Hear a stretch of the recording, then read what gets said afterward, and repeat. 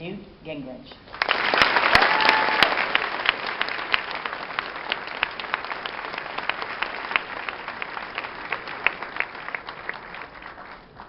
Thank you all. Cliff and I are truly delighted to be here with you. And because this is so overwhelmingly a student audience of younger people who have lots of years ahead to be American citizens, I want to talk a little bit differently about the scale of choice we have so that you can see from your standpoint in your lifetime what it means.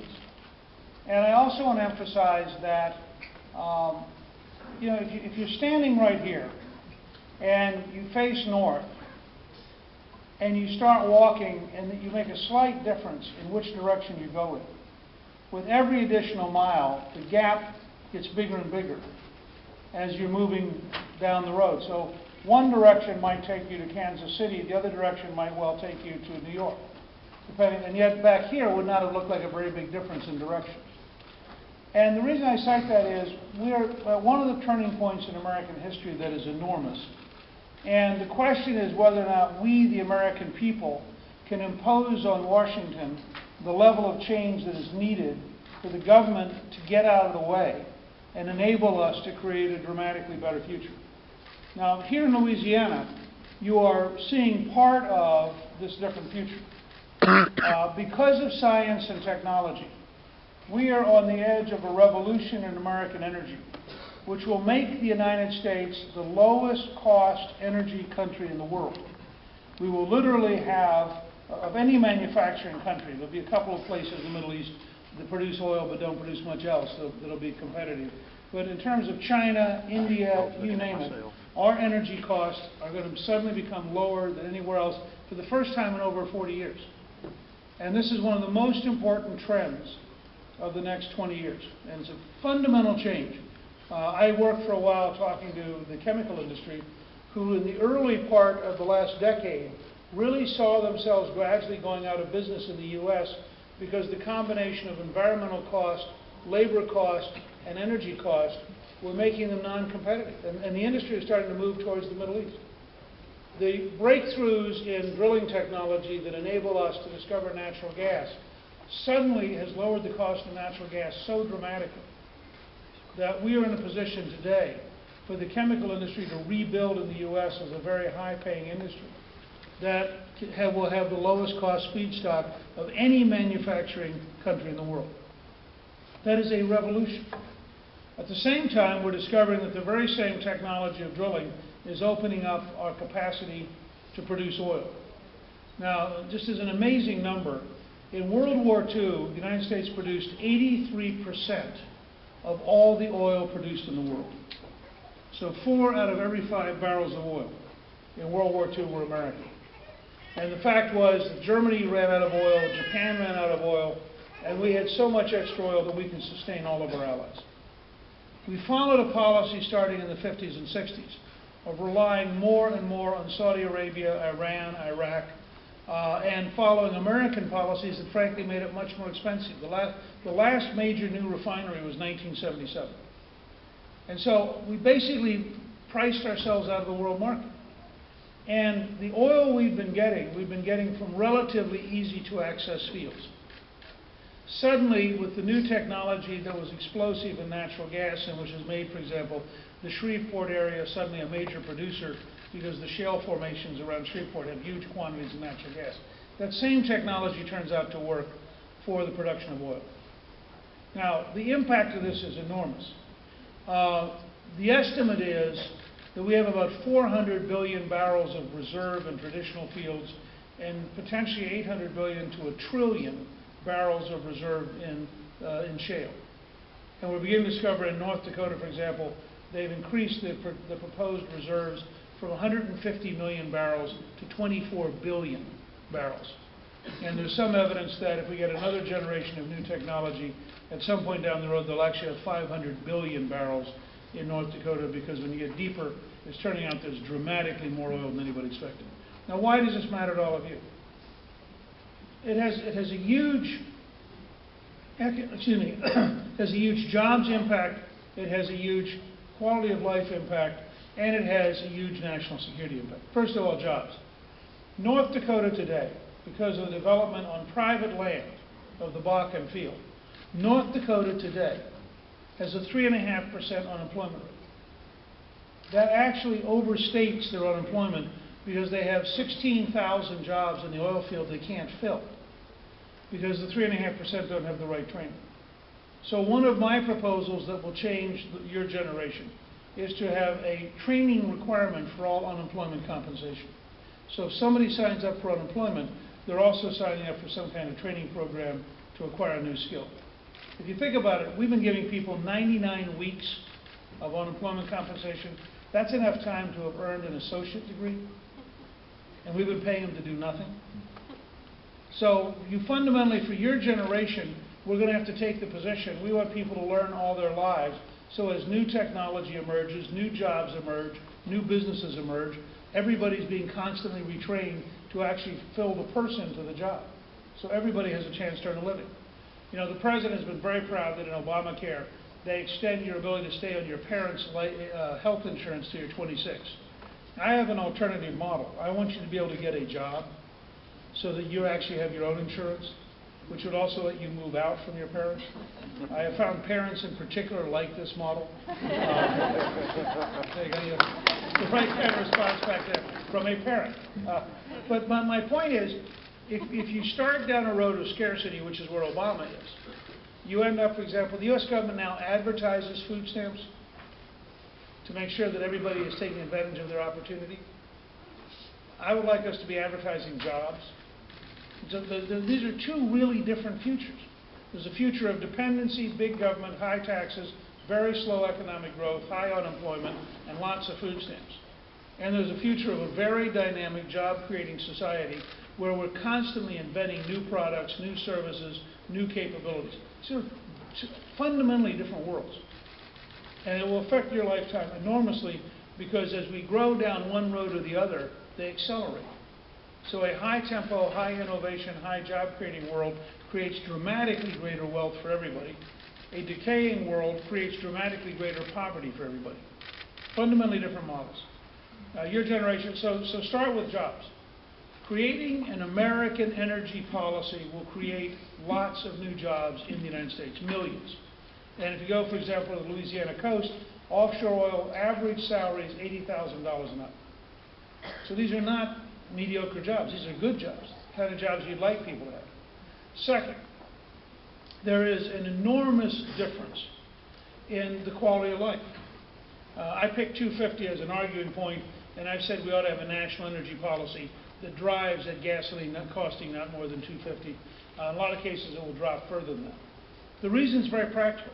This is a big country. People drive long distances. Now, for example, how many of you drive more than 25 miles to get home when you leave college? Just raise your hand. Okay. That's the American model. The European model is much smaller countries, much more densely populated, riding the train. And so it made perfect sense for Secretary Chu, who was a good left-winger, to say, as the Secretary of Anti-Energy, that he wanted to have Americans pay European prices, $9 or $10 a gallon. But we're not Europe. The fact is that Belgium fits into 1/3 of South Carolina. You know, we are a very big country. And as a big country, we adopted a couple of policies. We like people to be able to buy the kind of car or truck they want. We like people to be able to live where they want to. We have a habit of driving. The most common single hobby for retired people is driving. They go out on Sundays and they go for a ride. They go to visit their grandchildren. They go on vacation. So the entire Obama policy of high-priced energy makes no sense. Now you may remember that the president, when I first began raising $2.50 a gallon gasoline, the president reacted very strongly, went to Florida and made a speech and said, drilling is not the answer. In fact, he says this in every speech. He says, drilling is not the answer. Did anybody here remember what he said the answer was? Algae. Okay. How many of you knew that the president said algae? Okay. Now, we went back and did research, because we always take him seriously. And, in fact, my newsletter this week is on algae. It'll come out on Wednesday. And it turns out the experts on algae say 10 years from now, we may have a commercially usable system for for algae producing an oil-like substance. And it'll work at somewhere between $140 a barrel and $800 a barrel. Now, that's dramatically more expensive than current pricing.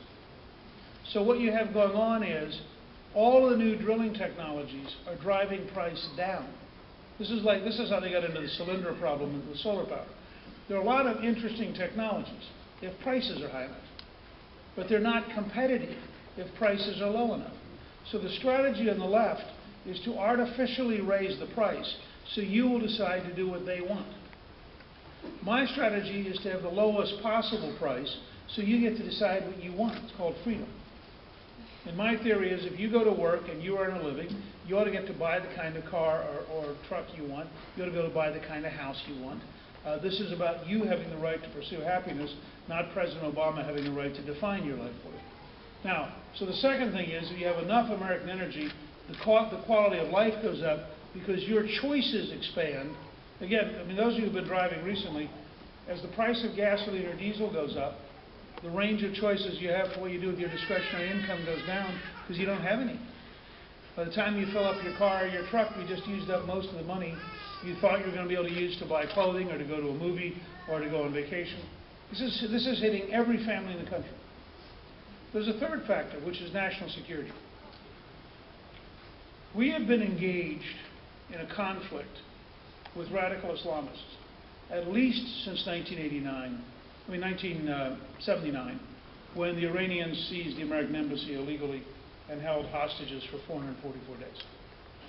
They think they're in a conflict with us. The best single book on this, called Guest of the Ayatollah, by Mark Bowden, who wrote Black Hawk Down, describes, the subtitle is Iran's first shots in the war against America. You had people in Al-Qaeda and elsewhere who've been very openly saying for years that they wanted to use terrorism against us. I wrote a book way back in 1984 on the danger of terrorists and nuclear weapons. So none of this is new. And the challenge for your generation is we have been mismanaging this conflict. And we're not winning it. I mean, when you have a Moroccan man picked up 3 weeks ago trying to blow up the U.S. Capitol, this is not a good sign. Some morning, these things are going to fail. You may remember there was a Pakistani who built a car bomb that didn't go off in Times Square. And all of our defenses, all of our intelligence, all of our homeland security came down to a street vendor who noticed that the car was smoking. And he said to a policeman, gee, you ought to check that. That car looks like it's smoking. Well, it turned out the guy built a bomb and it didn't go off. But it was right there, designed in New York, in Times Square in New York to kill people. And so we really have this challenge that we are faced with a much bigger struggle in the long run than we're ready to deal with. You have an administration which won't even be honest about the struggle, and they won't talk. They will not describe accurately what motivates the Moroccan. They didn't when a major jumped up at Fort Hood, Texas, and yelled Allahu Akbar and killed 13 Americans and wounded 33, while carrying a card in his wallet that said he was a soldier of Allah, and having been on the internet talking with a cleric in Yemen who wanted to kill Americans. The Obama administration won't even admit that radical Islam had anything to do with what he was doing. So they're dealing with it as though it's a psychological problem. This guy must have problems. No, fanatics are not a psychological problem. Fanatics are a belief system problem. I'm telling you this because your generation has to insist on dramatically better strategies for managing the long conflict with radical Islam. The first of those strategies is energy independence. The morning we produce enough oil and enough natural gas that we do not need to buy anything from Saudi Arabia, we are better off in managing the long war. The fact is, we do not want any American president ever again bowing to a Saudi king. It's that fundamental a difference. So from your standpoint, you have three things engaged. Will you have a job? How much will you have in terms of your cost of living? And will you be physically safe because we can cope with the world? All three of these get tied up in something as simple as our energy policy. If you have a pro-American energy policy, you're going down one road. If you have an anti-American policy, you're going down another. Let me give you two examples out of Obama. last week, because the pressure on gasoline has been building, and we've been in a running argument with the president for 2 weeks now, they appealed to the Saudis to produce more oil. Now, particularly in Louisiana, you ought to think about this. We could be producing more oil in Louisiana, in which case we'd create jobs in Louisiana. The royalty from the oil, part of it, would go to the Louisiana state government. The other part would go to the American government. Instead, what's the president doing? He's appealing to the Saudis to produce more oil, in which case the jobs are going to be in Saudi Arabia. The money is going to go to Saudi Arabia. And the fact is, at that point, you're going to have a problem in Saudi Arabia, because they are going to have your cash in return for you burning up their oil. So it's exactly backwards from where we should be. He went to Brazil last year and said to the Brazilians, having stopped drilling off of Louisiana and Texas, he said to the Brazilians, I'm really proud of the fact that you are drilling offshore and you found this huge oil field in the Atlantic. And he announced that we were going to guarantee $2 billion in equipment for the Brazilians. And he said to the Brazilians, I want the United States to be your best customer. Again, this is exactly backwards. We don't want a policy for your generation where we borrow from the Chinese to pay the Brazilians. We want a policy where we produce energy in the United States, and we'd like Brazil to be our best customer. Because you'd like to have a president who goes around the world selling our products and our services, so we're creating the jobs. This is how big the difference is in the two futures. Let me give you one last example that relates directly to all of you.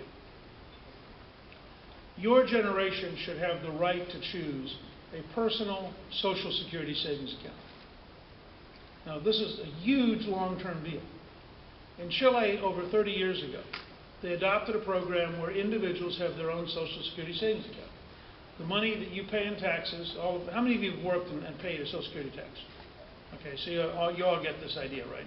You go to work, they tell you that you're going to earn a certain amount, and you earn that amount minus taxes, and one of the taxes is Social Security. If you're allowed to take your half of the Social Security tax and put it into a savings account for you, and it builds up your entire working lifetime, and all of you are young enough that you may well have 50 years of buildup, you end up at the end of your lifetime with 2 or 3 times more money than you get out of the current system. Now, this is not a theory. We actually know in Chile and we know in Galveston, Texas, how real this is. Now, what does that mean? It means that because you're saving and you're investing, if all of you had, and I want to make it optional, that is, if you don't want to take the risk, you don't want to do it, stay in the current system. Although the way they've done it in Chile is, it's a no-risk proposition because they guarantee the lowest possible Social Security payment if you fall short. And in 30 years, they've written 0 checks. Nobody has ever fallen below the Social Security number. Everybody's averaged 2 or 3 times as much money. Now, here's what it does for you over a generation. First of all, you become the savers. So every single person who goes to work, if they choose this plan, your money is going into an investment account that you control, that is growing every single year, which means the economy gets bigger because you're now making investments in America. The estimate is that by the time you retire, the economy would be $6 or $7 trillion a year bigger because your money would have stayed and gone into savings accounts. We know this is true in Chile because in Chile today, their savings accounts are 72% of their total annual economy. In fact, they're so big, they now allow Chileans to invest outside the country because they don't have enough opportunities to invest inside Chile. The economy is not big enough. So you go from being a country that's in debt to a country that has huge savings. Second, it means by the time you all retire, we will have reduced the inequality of wealth by 50% because every single American will become a saver. Every single American invests. And so you have a very different system. Third, it means the Congress won't be able to threaten it. It's your money. You control it. No politician can take it away from you. No politician can say they're not going to allow you to retire. No politician tells you when to retire. It becomes a personal decision you make based on how well you've done, the standard of living you want. So it expands freedom dramatically. And lastly, if something does happen to you, this becomes an estate for your family. Today, if you work your whole life and you die at 61 years of age, all the money you pay for your whole life goes to the government. It does not go to your family. But under a personal Social Security savings account, that money would belong to your family, so you are literally building up an estate. And every single American ends up owning an estate that they give to their family if something happens. I'm just walking you through this for a minute because what we need, what your generation needs, are programs as bold as a personal Social Security savings account and as bold as an American energy plan. And by the way, if we took the royalties we would earn off of American energy and put them into a debt repayment fund, late in your lifetime, we would probably be able to pay off the entire national debt. So you have, again, a win-win. If you look for your generation at how much you're going to pay in interest on the debt under Obama, it's $415 billion this year, and interest rates are low right now. If we start getting high interest rates, you will spend more on interest on the debt. You'll be taxed more to pay interest on the debt than you would be taxed to pay for the entire military. That's how big this problem is now. And so for your generation, it becomes a really big burden because what's happening is you're inheriting the debt of your parents' generation's politicians. And so I think we need to go back to balancing the federal budget, use the energy royalties to pay down the debt, so you're paying a lot less interest in your lifetime. And it makes an enormous difference in how much money you'll have and what your quality of life will be. I gave you sort of a sweeping, serious talk. I want to take questions now, but I wanted you to have a sense of how big the choice is between a new solutions approach and the current mess that we have in Washington. And frankly, that's why Clist and I decided to make this race. I really believe that the difference, not just defeating Obama, but the difference between the current pattern in Washington in both parties and the scale of change we need is very, very big. And obviously, I'd love to have your help on Saturday in the primary here. So let me, if I could, just toss it open for questions. Yes, sir. Mr. Gingrich, my name is Gordon Castleman. I'm a 6-year combat veteran, 2 tours to Iraq, 1 Afghanistan. The question for you is, what kind of plans do you have for military veterans like myself who suffer PTSD and other issues? It's been 2 years since I've been out. I still haven't been helped with the VA. We're not trained to do much anything outside the military, so it's hard to find a job. Pretty much my salvation is to use the GI Bill and go to school to basically survive. So what kind of plans do you have for that type of scenario? Well, there are 2 parts of that. First of all, thank you for serving our country, and thank you for being willing to take the risk you did to serve us in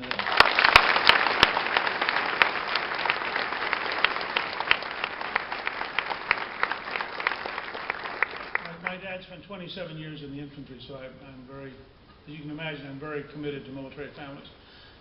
First, I think we have to fundamentally overhaul the VA, the Veterans Administration. Everywhere I go, I hear reports of how slow they are to deal with returning veterans, how difficult it is to get the help we need. And we're dealing with a whole new set of challenges. This kind of combat actually has much higher levels of stress than we had in World War II or Korea, because you're permanently in zones of danger because of the nature of the devices that are used to kill us. And so I think we have a much higher stress level. We also have a much higher concussion level. One of the factors of people, we now have a much higher survival rate, but that means we have more wounded, both psychologically and literally from brain concussion, as well as physically in other ways. I think we need a much more complete approach to literally integrating your leaving the military medical system and getting straight into help from the Veterans Administration. And I think that's got to be overhauled very significantly. Second, I believe that we ought to have a fundamental job training and transition program that's designed to take, if you want to take it, to take you directly from the military through a process of getting to a job and matching you up with a job. And in government terms, I'm very much for a veteran's preference in making sure that every returning veteran has an opportunity to have a job. So I'd love to work with you on that. Okay.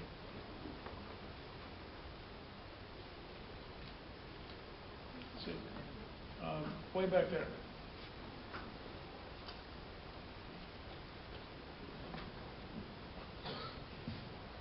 Hi, my name is Robert Gallant. I'm here from Louisiana, born and raised. I come from a family of educators, and I too myself am going to be an elementary school teacher. It seems like most of the time, all the budget is going everywhere but education. That when you look at the national budget, education cannot even fit in the box that the funding goes towards. And it seems like as the years go on, education is seen less important. More money wants to go towards other places. What are you going to do to make sure that education is actually going to be on the front burner so that the United States can start actually participating on the world front with the education race? Well, we need very profound change in our education system, and it starts, I think, by taking power and regulations and bureaucracy out of the Federal Department of Education and returning it back home. And I would do the same thing in Baton Rouge. I think I would rather go through and ask of every single bureaucrat in education, why are you more valuable than a teacher in the classroom? And if they don't have a good answer, I'd replace their job, take that money, and increase the pay of classroom teachers. I mean, I think the real place where education happens is between the teacher, the parent, and the student, and we need to recenter the whole system at that level. Right now you have, I think over half of all the education money goes for something other than classroom activities. And so the first thing I would do is recenter the money back there. The second is I personally favor having some kind of I'm very much for charter schools, but I'm also very much in favor of ultimately having a Pell Grant for K through 12, where parents would have a choice of where their child goes, and the money would follow the child rather than follow the bureaucracy. And because you want accountability, and you want parents and students and teachers to be a team together. And today, with all the bureaucracy and all the red tape, we actually distance the parent from the learning experience. And increasingly, we turn the teacher into a bureaucrat, where they've got to teach according to the plan on a certain day to do a certain thing in order to be tested in a certain way. And I think it takes the life out of education. Learning should be dynamic and exciting and fun. And in my mind, learning is a missionary experience. This lady right up here.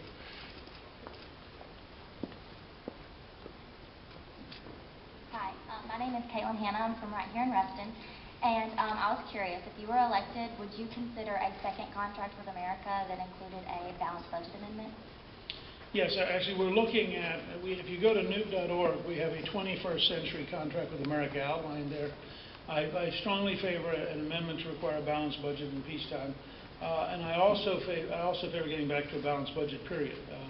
I am the only Speaker of the House in your lifetime to have balanced the budget for 4 straight years, and I think that makes a very big difference. It's one of the major differences between Senator Santorum and me is that when he was in leadership, they borrowed $1.7 trillion. When I was in leadership, we got to 4 straight years of balanced budgets and paid off $405 billion in debt. And as I said earlier, if you're going to pay down the national debt, you first have to balance the budget. So I'm in favor of balancing the budget, and then I'm in favor of taking all the energy royalties and putting them into a debt retirement fund. So we literally are paying down the debt burden for you all, so that in your lifetime we would get it down to be a manageable amount. But I think a balanced budget amendment would be a very good step. Okay, wait, it's okay. Way back behind you. I'm Brian Hollins. I'm from Louisiana Tech and been born and raised in Louisiana my entire life. Going on your balanced budget amendment, how would the average American, like the college students right now, how would we feel the effects of that as you proceed from our surplus spending in Washington down to a balanced budget? What programs are we accustomed to today that we'll see cut back or altered? Yeah, that's a really good question. I should say, by the way, from a Louisiana perspective, that I spent 3 years at Tulane, and my younger daughter was born in New Orleans, so I have a very fond memory of Louisiana, and I'm really glad to be back here. I would say a couple of things. The first step I would take towards balancing the budget is employment. When we balanced the budget, we were at 4.2% unemployment. Well, if you look at the Gallup numbers, the real unemployment and underemployment number is around 19% right now. You'll never balance the budget at that level, because you have too many people who need food stamps, you have too many people who need Medicaid, you have too many people who need unemployment compensation. You're just not going to be able to get under control. What happens when you get to a high dynamic society where people are creating jobs, and I participated twice. As Speaker of the House, working with Bill Clinton, we created 11 million jobs in 4 years. And as a young junior member working with Ronald Reagan, we created 16 million new jobs in an 8-year period. So I've been through this twice. When you create a lot of jobs, you take people off of unemployment, food stamps, welfare, public housing, Medicaid. You have them out here now taking care of their family, and they're paying taxes. So government revenue goes up, not because you're raising the tax rate, but because you have more people paying taxes, and government spending goes down. So the first cut in spending, frankly, is to make it unnecessary. I mean, if I can get you a good enough job and you don't need food stamps, you're not angry. If you have a job and you're not getting unemployment, you're not angry. So I'm not trying to cut spending, I'm trying to make it unnecessary. The second thing I would do is I would replace the 130-year-old civil service system, which is really obsolete, with a modern management system called Lean Six Sigma. And the estimate is that just getting the government to be modern, having civil servants who actually know what they're supposed to do and actually do it, would save about $500 billion a year. And so you'd actually want to, we're talking about the Veterans Administration, for example, you'd really want to go to a lot of electronic information, real-time turnaround. Think of the speed all of you now expect with your cell phones. I mean, think about how amazing it is, the speed of an electronic world, and then look at how slow the government is. And so you really want to modernize that. The third thing I do is I'd apply the 10th Amendment. So, for example, the 10th Amendment says all the power should be back at the state and local level unless it's specifically national. So, for example, there are 185 different federal programs that deal with low-income Americans. Now think about that. That's 185 different bureaucracies with 185 different sets of regulations, which means the state government then has to have 185 different forms being filled out by people. So you have a very expensive overhead. We would block grant that into one program for low-income Americans, send the money back to the state, and tell the state legislature, you figure out how to take this money, how to use it. We think that one model saves literally billions of dollars over the next decade. So there are specific steps we would take that I think you would find, most of them you would not notice personally, because you would find them in fact to be simply improving and accelerating